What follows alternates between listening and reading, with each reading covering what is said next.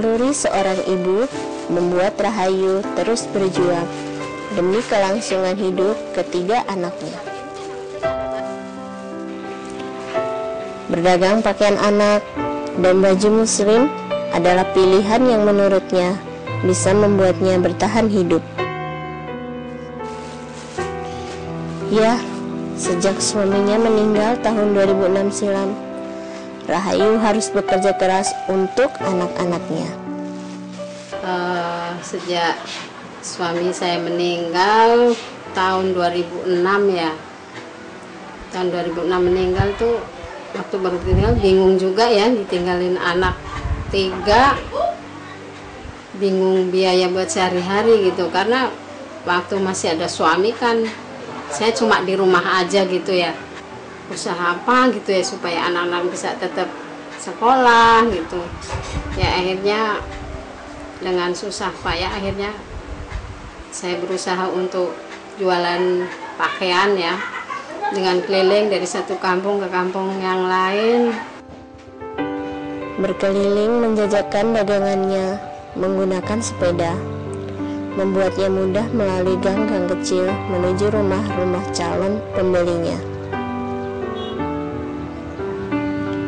Karena dirinya merasa tidak mampu untuk sekedar menyewa kios untuk berdagang. Ingin punya tempat kios sendiri, cuma kondisinya yang tidak memungkinkan dari segi mungkin dana juga ya. Keuntungan yang sedikit dari berdagang ia gunakan untuk keperluan sehari-hari. Kadang kalau sedang beruntung, dirinya mampu menyisihkan untuk ditabung demi keperluan sekolah anak-anaknya. Ya, menurut Rahayu, pendidikan anak-anaknya lebih diutamakan. Mereka harus ke jenjang pendidikan yang tinggi. Umi itu orangnya sabar. Perjuangannya itu dari mulai saya masih kecil sampai saya sekarang ini tuh luar biasa bang. Jual baju semuanya tuh udah pernah dilakuin Umi. Keliling kampung dengan menaiki sepeda di panas-panasan gitu. Semua tuh Umi lakuin. Saya sebagai anak sangat ingin membantu, tapi bingung waktu itu keadaan saya masih kecil. Saya nggak ngerti apa yang harus saya lakuin untuk meringankan beban orang tua saya yang hanya single parents gitu. Lalu kemudian sampai sekarang saya bisa ke perguruan tinggi pun semua itu tidak lepas dari peran orang tua saya membiayai semuanya. Di sela-sela aktivitasnya sehari-hari, Rahayu masih menyempatkan dirinya untuk mengisi pengajian majelis taklim mingguan di lingkungannya.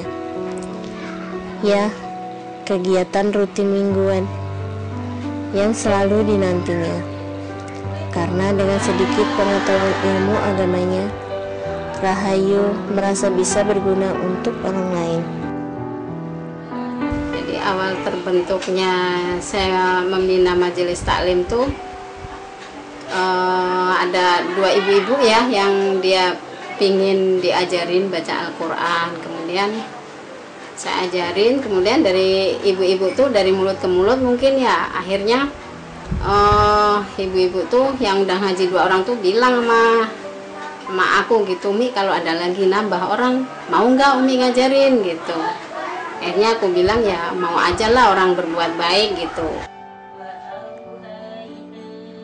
Dengan penuh kesabaran, Rahayu menuntun para ibu-ibu satu persatu, dari yang baru belajar membaca Iqra maupun yang sudah bisa membaca Al-Quran walaupun dengan terbata-bata.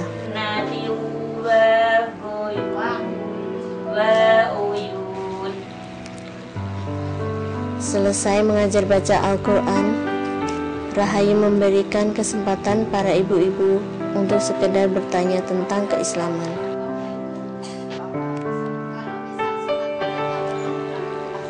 Kesabarannya mengajar mengundang simpati yang besar para ibu-ibu, karena tak pernah meminta bayaran sepeser pun. ucapkan terima kasih kepada Umi Rahayu yang telah mengajarin ibu-ibu semuanya yang masih nol sekali dengan sabar, dan alhamdulillah tidak dipungut bayaran, dan ini kalau misalnya mau dikasih nggak mau. Jadi saya terima kasih sekali kepada Umi. Kehidupan harus terus berjalan. Apa yang Rahayu lakukan hanya untuk mencari ridho Sang Pencipta. Karena menurutnya, barang siapa yang menjaga agama Allah di muka bumi, ia yakin Allah pun akan menjaga dirinya dan keluarganya dari fitnah dunia ini. Tujuan saya itu hanya satu ya, ingin mengharapkan ya, tentunya ingin mengharapkan mendapatkan ridho dari Allah aja gitu ya, dari Allah Subhanahu wa Ta'ala.